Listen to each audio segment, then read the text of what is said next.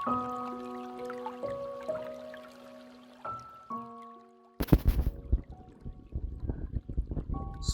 kawilujengan kagem Bapak Ibu lan para sedherek sekalian.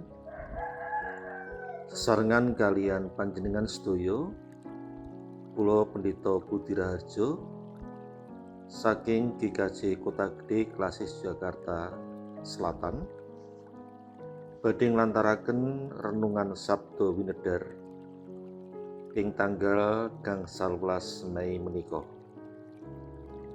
Kanthi jejer amal punika boten milujengaken. Waosan kitab suci kapendhet saking waosan wonten ing kalih Raja-raja kalih ayat 1 dumugi 12,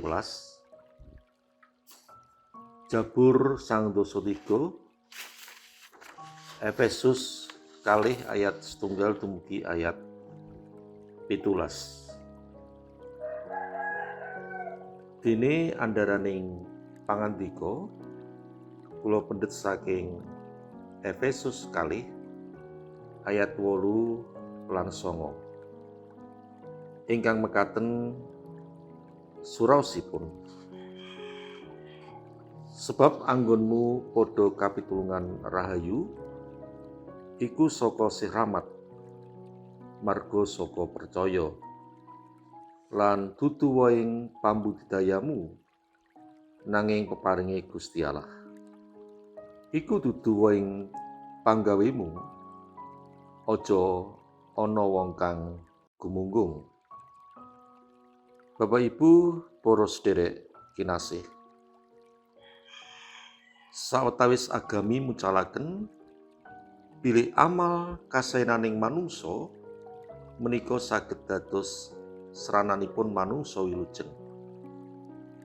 Mila tiyang lajeng sami ngudi kangge kathah nindakaken amal kasaenan. Lajeng kados pundi mungging para pitados utawi tiyang Kristen wonten ing seratanipun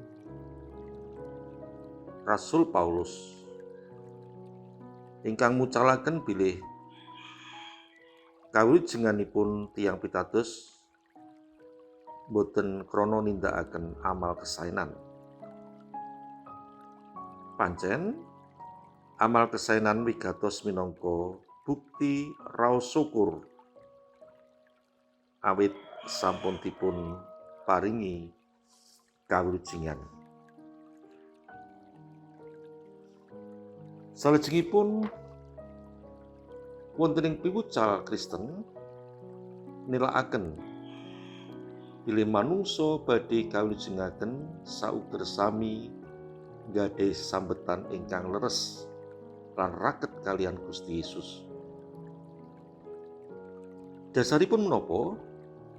Dasaripun inggih menika raos pitados dhateng Sang Kristus. Bapak Ibu para sedherek saged maos wonten ing Yohanes 3 ayat 16. Kanthi gamblang Rasul Paulus mucalaken menawi kawilujengan mujudaken kanugrahan inggih siramatipun Allah margi anggenipun manungsa pitados dhateng Gusti Yesus. Kawilujengan mujudaken siramatipun Gusti tumrap kita ingkang pitados dhateng panjenenganipun. Tumraping tiyang pitados inggih kita ingkang sampun ngraosaken kaparingan kawilujengan, sumangga kita pratelakaken raos syukur menika inggih srana nindakaken kasaenan dumateng sedaya titah. Sinaosa amal kasaenan boten milujengaken nanging tetep wonten paedahipun awit saged njalari kabinganing liyan. Saged nglestantunaken tatananing alam jembar. Kejawi menika amal kita ugi saged ndatengaken kabingan tumrap kita piyambak. Pandamel sae ugi mujudaken raos syukur dumateng Gusti lan nélakaken pangabekti dumateng Gusti.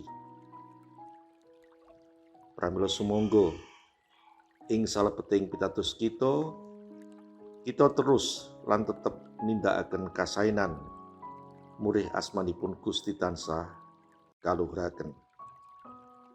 Mekaten renungan Sabtu Winedar dinten menika.